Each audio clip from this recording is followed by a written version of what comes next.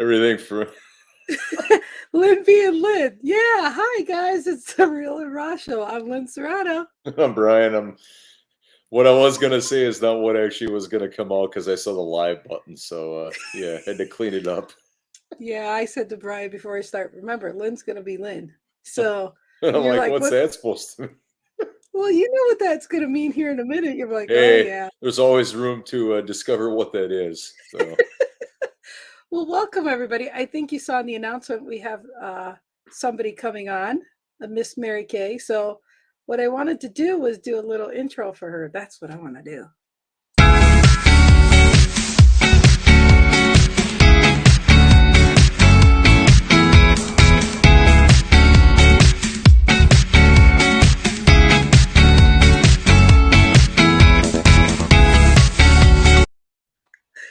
Now there she you is. know what I'm talking about. Welcome, Mary Kay. Oh, thank you. I love that. That was so cool. I'm so excited to be here with the two of you because when I'm not working and I can catch your show, it always gives me this boost. And that laugh, Lynn, I just love that laugh of yours. Oh my God. But thank you so much. Oh, thank you. We love you. There's no doubt about that. Aw.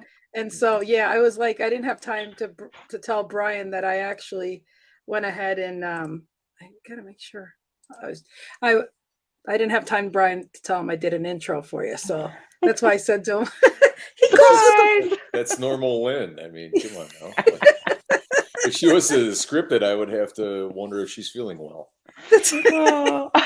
well, well, welcome so much to be on our show. And I know you were watching us last week when we were talking about vulnerability, self-expression, or bust. And we asked you to be on here, and guess Yeah. what? You said yes. I did. So we are very thankful for that. And I'm going to turn the baton over to Brian. And Yeah. then Brian So Mary Kay, what necessarily spoke to you? You know, I'm kind of curious because I'm a psychology guy. Mr. Scott's here from Florida. Yay. Hi, Yeah. Scott. What spoke spoke to to me? What spoke to me specifically last time? I think it was at the beginning when you were talking about everybody's getting offended at everything immediately, and you know, I think of the word snowflake. I live in Canada, and I think that's very true. And because I've lived, 55 years, I've seen a lot of changes over time, and I think, us Gen Xers have been subjected to many, many, many things and many, many, many changes, and I think a lot of us are able to adapt, and maybe some of the younger generation just hasn't had enough hands-on experience yet to understand that we don't need to be offended. We can just sort of shrug. Taylor Swift says shake it off, or whatever her song says. I'm just like, whatever. And I shrug it off. But I wasn't always that way. Right. So that's what really got me from the last show. I was just curious. Yeah. That was a great question, Brian. And I think it is true that, that Gen X, which you're a part of as well, is, we were to be seen, not heard. And with that, Yeah. we had the feelings, we were sensitive, but we had to learn how to get by. And then we learned that it was a good thing that we kept those things in. I mean, I guess the older you get, the wiser you get. So, I think we realized the purpose of why we were treated and were brought up the way we were, because they were just trying to make us better than they were. But Right. that backfired, because then we went ahead and let our kids be more lenient and things, that generation, the next generation to come along. And that didn't work either. Right. So, I mean, now it just have to be vulnerable, accept who you are, accept everybody else that's different from you. And I mean, when I say accept, meaning that, some people have problems with all the different diversity and, the inclusions and all these different things. But the point is we should have the right to be, and, people don't have to agree of who you are, but let them be. Don't mock them. Don't don't waste your energy. Just, I think that a true test of if you're, and obviously every day is going to be different, right? The chemicals in our brain, the proper rest, the diet, the sleep, and exercise that we get, it's all going to vary. But the more that we waver from being our self belief, the more we waver from that on a regular basis, the more we would become vulnerable to not even knowing who we are, right? And the thing about it is that there's never going to be any agreement for that in the world. We have to have that ourselves. And so the more that people are just kind of living life aimlessly, going through it without being aware of who they are, what they stand for, what they don't, who they're going to tolerate, I think you get on this hamster wheel. And it's very unfortunate because you could go through your whole life without really just kind of drifting through it, without really knowing who you are or who you're going to surround yourself with. It's just kind of people are there, but you really never look at it deeper than that. Yeah. And I think it's a daily commitment. It's also with a daily journey that you're going to be who you're going to be. If somebody does not like you, that's okay, but you're not willing to waver from who you've committed yourself to be. You want to read what Scott wrote there real Sure. quick? So Scott says today people are basing their self-esteem on what is said around them and about them. We are overwhelmed by being PC, politically correct, so no one gets their feelings hurt. Where's the self-worth? And I think too is that when we tie in business, what's it for? It's about the bottom line. It's about getting another business deal or whatever. But if you have to sacrifice who you are just to get those dollars, okay, I get it. Everybody's got to pay their bills. But at the same time, guess what? That mindset is not going to go away. Good example. Remember, I think it was a bakery that didn't want to do a cake for, I think a lesbian couple or something like that, that were going to get married. Yep. I'm like, really? You're going to disrespect human beings and a service that you're doing because of your personal beliefs? Well, I'm just saying, like, what's wrong with treating people kind and well, universally, right? Yeah. Because in their eyes, there's a reason for why they do it. And I don't side one way or another, but it's like, we view it as disrespect. They view it as whatever, right? Right. Instead of it being like, okay, it doesn't, and I serve, in the wedding industry, I serve, same sex couples, anybody. Right. Because the identity of who they go as should make no difference about how they want to feel in their wedding day. Right. That's what I'm saying. Like a lot of businesses or something that's like, if you said, no, I don't want to do same marriage or same people thing. I'm not saying it right. And I'm sorry about that. But my point is what I'm getting at is, to me, that sounds like what you're doing, Brian, is you're saying, look, I love what I do. I care. I care about the service I do, but you know what? There's my rules. If you're not the kind of people I want you to be, or you don't accept my thing, that's what I mean. There's got to be a line where you say, really, you're really showing your true colors when you are not. You say you serve people, you want to help people, but you're saying, oh, I'm only going to serve the rich, the poor, this or that. I mean, I'm just saying that if you're going to be in a business, it's different than being a regular person and having your own values and staying here. But you do need to open up as a business owner and realize your doors, if you want to be a good business person, your doors need to be open to everyone. Well, and I would even be willing to say that you declare who you serve and who you don't. Right. Because it's like, okay, the upset that, I don't know this couple or, the upset that they had with this bakery, but it's like, okay, here's who I serve and here's who I do not serve, right? Yeah. The upset came because we invested our time in a possibility that we might want to have our cake made by this person, instead of the business declaring, here's who we serve and here's who we don't serve. Yeah. And then the couple would have never went there in the first place, right? Wasting their time, energy, and all of that, and obviously making them upset by the fact that, is it that they couldn't serve us, or is it the fact that we wasted our time with somebody that didn't know who they served in the first place, right? But or that's was what I'm willing to say. That's what I'm saying. They opened up their business without their. Here comes the Long Island accent. They opened up their business without their clause of that, right? So opening up your business and not having that little underlying caution things saying, look, we serve, but we don't serve these people, or blah, blah, blah. You opened up yourself to service. That's what I'm saying. So if you don't have those conditions and clauses in any business you plan to do, you better figure that out before you do that. Well, and you cannot blame somebody, i.e. the prospective customer, for not knowing what they don't know about who you serve. Yeah. Right? It is not their mission to identify who a customer is or who isn't. They just know if they want to have their cake there, taken care of or not. And this is all example. We're not debating the issue here, people. So I don't want my hate mail or nothing like that.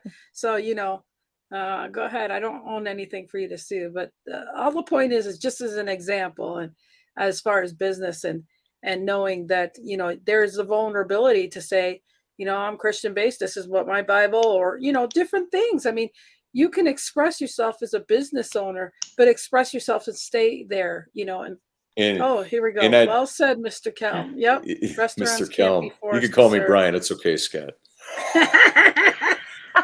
Restaurants can't be forced to serve a vegan menu. Right, and see that's like, and I always want to give credit where credit's due. Scott McCain, storyteller, presenter extraordinaire, business guy, master of distinction, said he goes through an exercise in a lot of his teachings about who you serve and who you don't serve, right?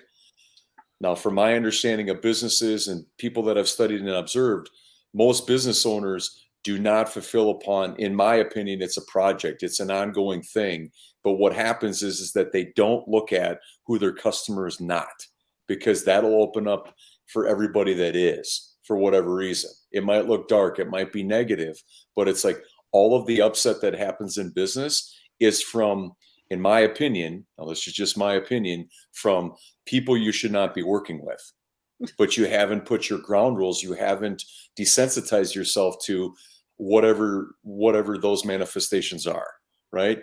If you get stood up in a coffee shop, if they don't communicate with you effectively, all of those like little things that upset us as business owners and as people that serve others are things to put in the category about who I don't serve, right? Yeah. But we don't commit to it. We see somebody potentially as another paycheck, which is, unfortunately, it should go deeper than that, in my opinion. But at the same time, the more somebody is perceived only as greenbacks or as a paycheck, the less likely any of this, who my customer is or who my customer is not, it's going to matter. Yeah. And that's unfortunate, I want to say thank you, Ron, for showing up. Yeah. We appreciate you. And he came for the beautiful Mary Kay. Mary Kay. Hi, Ron. So what's your 2 cents on everything? So my 2 cents, I completely agree that as a business owner, I want to make sure that whoever I'm serving, I'm able to help them. And one of the ways I'm able to help them is if we have at least some kind of dovetail of values. So if our values aren't going to be in alignment, or at least some kind of a bit of a dovetail or a crossover, then I shouldn't be chasing them and they shouldn't be chasing me. And so, when I'm looking at somebody as a coaching client, I want to vet them as much as they want to vet me. 100%. And I think that's a really important thing that sometimes we do forget, and businesses maybe like that bakery has forgotten. And it's also part of our personal brand as well, right? Like our self-expression. We're going to express ourselves, and maybe that'll change over the decades of our life.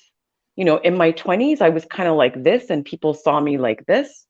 Now I feel I have a lot more control over, what I put out there and how people perceive me. Although it's more about, I want people to know me. I want people to know who I am, and how can I do that? So that touches on the point, Brian, that you were saying that, we should have customer boundaries, I guess, defined. So it's a little bit about boundaries too. It is. Go ahead, Lynn. Go ahead.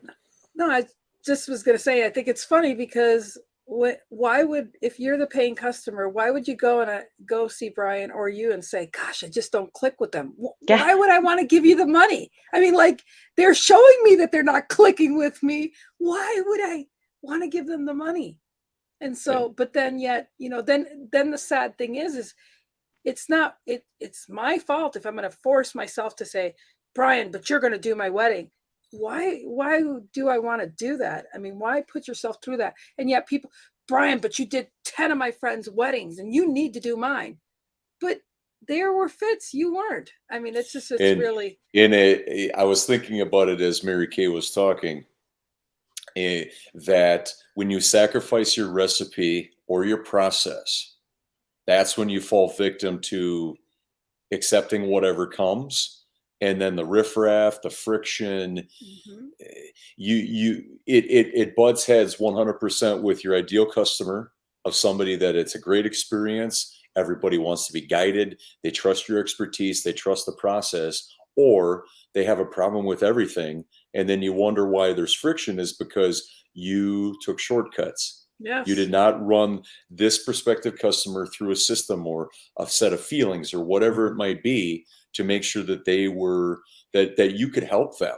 And I don't like when people say, I automatically go to the word help, because it's an honest assessment about from not only the service provider to the customer, but also the customer to the service provider. Do you feel like I can help you the best out of anybody? And also, though, connecting with your heart, do I feel like I can connect with them? Do I feel like, if in terms of word of mouth referrals in my industry, do I envision writing a wedding anniversary card to them or keeping in touch 15 years down the road? Because if I don't, well, then that's guiding me in terms of where I need to be, and if I can offer them my best or not. Yeah. And Scott Jones says, Mary Kay, wonderful to hear your viewpoint. Absolutely. Yeah, and that's why we are so glad she's here. And Thank you. Did you want to add to what Brian just said? Yeah. So I think it's just, if you're working with somebody that really is not your fit, so we'll talk about it as a fit, then that's, an hour, 2 hours, a year maybe of your time that you're never getting back. Yep. And I know that's a selfish way to look at it, but it's true. And why spend time with people who are not your people? And if we do find somebody that is our person, for sure they're going to know other people that are like them, and your business can grow that way through word of mouth, from the ideal customer. And I think too, you're touching on something, Mary Kay, that most people will not do, because they want the least amount of resistance to the dollars, instead of making sure that I can serve you the best, like really connected all the way to the review, all the way to the outcome of whatever that person declares that they want out of the training or out of the wedding or whatever, where you can be honest and upfront with yourself, and you're not following the money, you're following the outcome, you're following their development.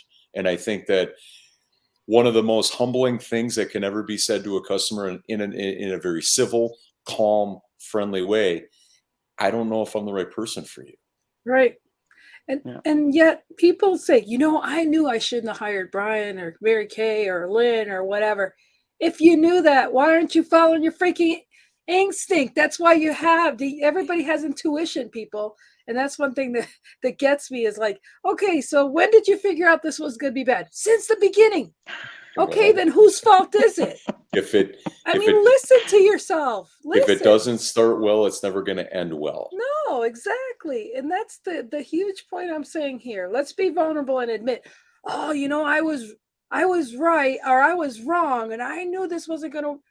Well, if you knew, then you're at fault. Just stop the rest of the conversation. Don't go down that. And this is a perfect time to share this. And I've thought this for many years, but my industry does not, for whatever reason, they do not publicize or talk about this. Is that just because a prospective customer has money, number one, doesn't mean it's best spent with me.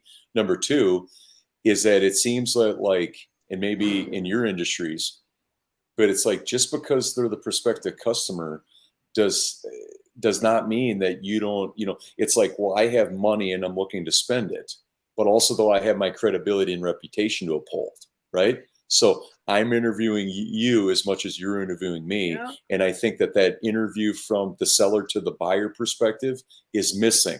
because most people only want to do what it takes to get the money, but they also, though, that's where the commodity kind of comes in versus like, okay, here's the cost of my coaching, here's the cost for the event.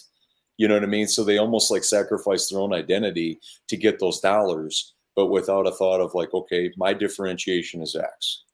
And the thing is I think the huge takeaway for me is that people need to be open-minded, period.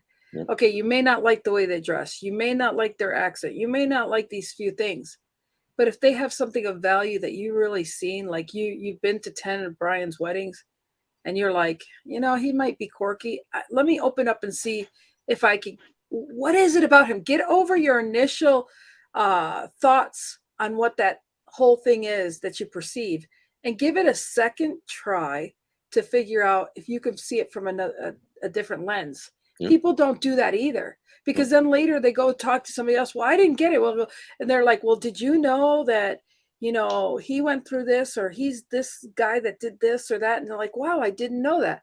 Well, you didn't open your senses to actually know the person and see why.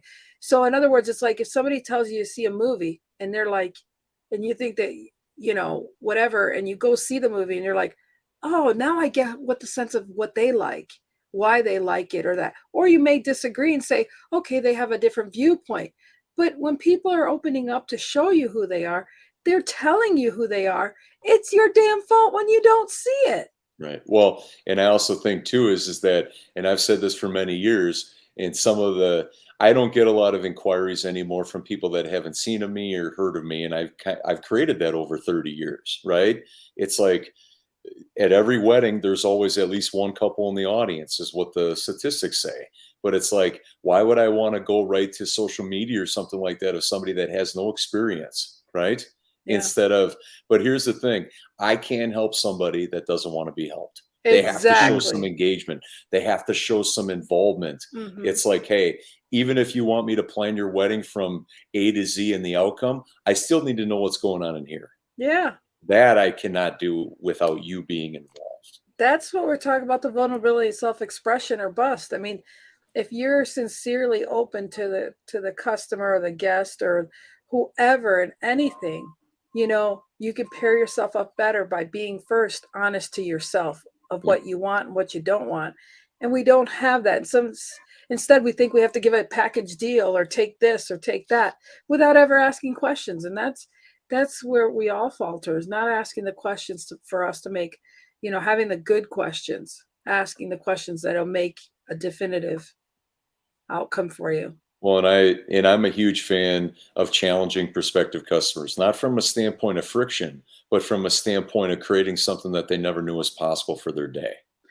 And that's how I'm wired, like power questions, things that really gets them to think about, hey, that moment before you're introduced out for your first dance, how do you want to feel? Yeah. And Mary, what's your feedback on that as far as a coaching client for you? Yeah, same for me. A lot of times I want to know what their vision is, or while we're getting to that vision, to try and get them to know, what is that going to feel like once they transition to this other thing that they say they want? Do they really understand what it's going to feel like? And can they tell me what it's going to feel like? And of course, that's going to ignite their, dopamine or whatever other brain chemicals are. And then they're going to attach themselves to that feeling, which is something that I can then use with them as we're going through the process as a motivator, right? Emotion is one big motivator to get them to do what they need to do, what they want to do, so they can get where they want to go. So back to the basics of how our brains work and harnessing that. I love that. Yeah, and that's the thing, people don't understand. Service, products, it doesn't matter. If you don't take actions one way or another, nothing happens. Yeah. I think too, is as well as, especially for something like long term, like Mary Kay, when somebody comes to you and they want to move the needle for this part of their life, or they want to remove a blind spot from their view, right? It's like, okay, if I'm willing to hold you accountable to that, are you okay with that?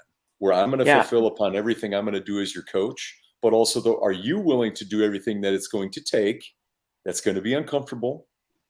9 months, 10 months, however long the training is, because if I hold you accountable to this, because that's what you're coming to me for.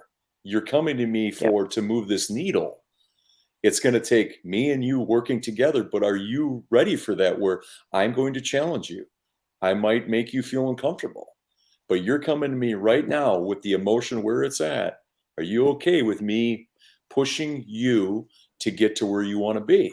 It's their declaration to you, and it's like after they get involved in something, they're more than likely to retract it because they're looking at the whole process all at once versus step by step. Yeah, and that's actually a really good point, Brian, because one of my big sayings is, okay, first we're going to think big, Yeah. and then we're going to shrink big. Yep. So that's think big, then shrink big. And shrink big is like you're saying is, okay, let's go back. We're going to figure out the milestones, and you're going to commit to these, and you're going to tell me how I'm going to hold you accountable because that's what Yep. you're paying me for. Yep. Because otherwise you wouldn't need me, right? If you could have done it by yourself, you would have done it already. And that's why we're here. Yep. And yeah, so think big, then shrink big, and be accountable and have that agreement. So a lot of coaching is a bunch of tiny agreements along the way in general, and then along the way as well. One of the most fulfilling things is when they declare to you, right? So it's not this ambiguous thing, but when they declare to you what they want to move the needle on, if it's coaching or how they want to feel on their wedding day or whatever that is that you can always go back to that, but it's like to harness that, to get them to share it is the biggest piece, because now it's on paper. Now it's something to move towards instead of it being ambiguous and they never declare it. Well, obviously it's kind of like coaching, right? Or like being under video, like in an acting coach. Well, that's not what I normally do for X. Well, do what you normally do for X, so then I can give you critique based on actually what I saw on video, right? A lot of people want to kind of dodge that because then they have an out to be held accountable to, versus if it's something like, okay, here's what you said. Now here's what I'm holding myself accountable that you get. A lot of people they don't want to come clean on that, on what they're committing to, because then they get an out if they don't do it. And then they have a reason to blame somebody else. It just reminds me of the people that go ahead every year. And you'll know what I'm talking about when I say the month of January. People go and get that membership, right? Oh, yeah. And then they never show up. But, where's the fault there? You put your dopamine with the good intentions of putting the money in, but nothing comes out till you do something. And the vulnerability is saying, okay, it's October, I've been paying the whole year, but I'm going to go and start going to the gym now. I mean, I think that's with the vulnerability is to admit to yourself, okay, I've effed up this far. Now, what am I going to do about it? And we forget. Don't say, well, shit, I just lost 11 months of this year. But, well, don't look at what was past. Look at it from this moment, and that's where we need to express our admission. I think until you can admit things, especially out loud, admitting I've effed up, let me move on, and be vulnerable to that, and be more expressive to say, this is where I am now, and I'm going to get better. I think that's also a creation, right? It's got to be created both ways, not only from the seller to the buyer, but the buyer to the seller, right? Because if a customer cannot be open and honest with who's serving them, there's a problem. But also the vice versa, and it's kind of like Mary Kay in your coaching, as I'm just envisioning, it's like, okay, vulnerability for somebody to say to you, I haven't fulfilled upon what I said I was going to do to get the result, right? But then also, though, it could be on you, is like, hey, I've had a lot going on. I'm not making any excuses, but here's what I'm going to do for you. You own it, you restore it, and then you move on. You don't bury, you don't ignore it. You just leave it where it needs. You take accountability for it. You take ownership of it, versus like, well, I hope that they don't talk about this. There's no authenticity to that. thank you, Colin, for saying that. Honesty is a two-way street. Absolutely. Yep. I Hi, Colin. thank Hey, you for Colin. watching. We need to wrap this up here soon, or any minute now. So, Mary Kay, do you have anything you'd like to say in closing? In closing, I think a lot of our lives we have these beliefs that are limiting or they're disempowering.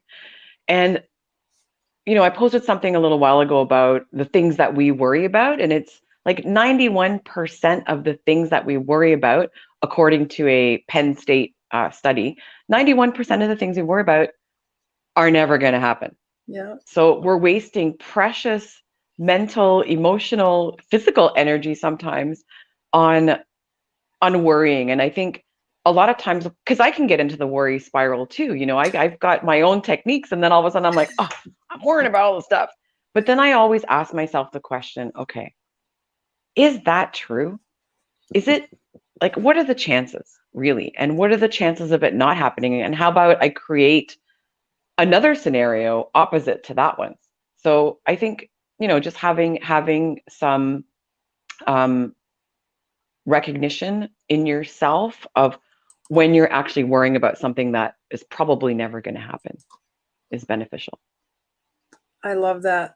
And yeah, and things that are is any of this going to matter in 5 minutes, 5 months, 5 weeks, 5 Yeah. years? And you're like, no. Will you even remember it in 5 months from now, So it really is, being vulnerable and and realizing we don't need all the junk that we do carry in our minds. Brian? A couple words just come to mind is show up differently in everything you do, and be you always. Whatever that looks like, don't sell out to the circumstance, the situation, whoever you're around to try to be somebody you're not, because the consistency is what you have to live with, good, bad, or other. Oh, Brian, I love that. And I love what you said, Mary. And I want to thank you again, Mary, for being here. I love and Thank you. appreciate you. Thank you. This Thanks, is Mary Thank you for Kay. having me. lives that you'll be on with me, I'm sure. But as far as vulnerability is like, take accountable for what you say, for what you do. Be, expressive to like learn who you are, because once you learn who you are, half the battle is over, And Scott, thank you so much for watching on your break. I Thanks, appreciate Scott. that. Love you so much. He's from the Lynn and Scott show. So and the as we all see it. And so I really loved this topic with you guys today to really talk about vulnerability and self-expression. I mean, like you said, Brian, if you know who you are and you're going to be true to who you are, then that's half the battle of knowing how you're going to show up to other places and show up how you be and know, well, I get invited to things, but I don't come, or whatever it is. Just own who you are and say, that is me. And if we did that more with each other, then we know what the expectations are, and you won't ever be disappointed either. So I want to thank you guys so super much for being here. Love you, Brian. I love you, Mary Too. Kay. Thank you. I So love you guys thank too. you. Stay right there. We'll be right back. Thanks, you guys. Thanks, everyone. Tomorrow's Friday. That means enjoy your weekend, and we'll see you next week. Love you guys. Thanks, everyone. Love you. Bye. Thank you. Bye.